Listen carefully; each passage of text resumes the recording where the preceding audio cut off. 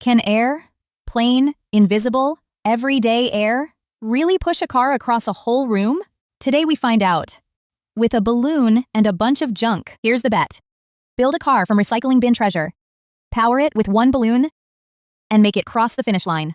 No motors. No pushing. No magic. The parts.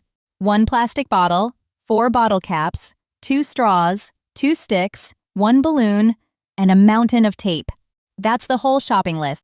First, the wheels. Straws taped under the bottle, sticks slid through, caps pressed on the ends. Wobbly wheels waste power, so we make them straight. Now the engine. Tape a balloon to a straw, nice and airtight, and blow. That angry hissing rocket right there, that is pure balloon power.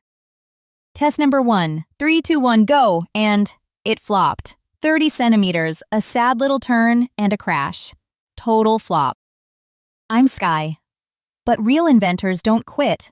They ask why. The balloon pushes air backwards, and the air pushes the car forwards. We just need a bigger push. So we built 3 cars.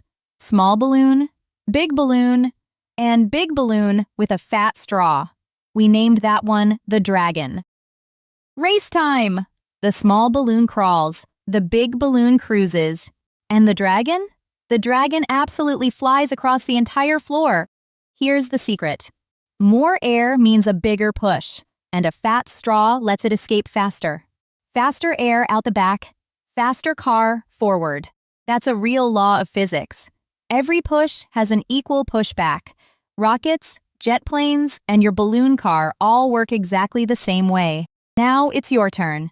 Build your own balloon car, measure your distance, and try to beat the Dragon.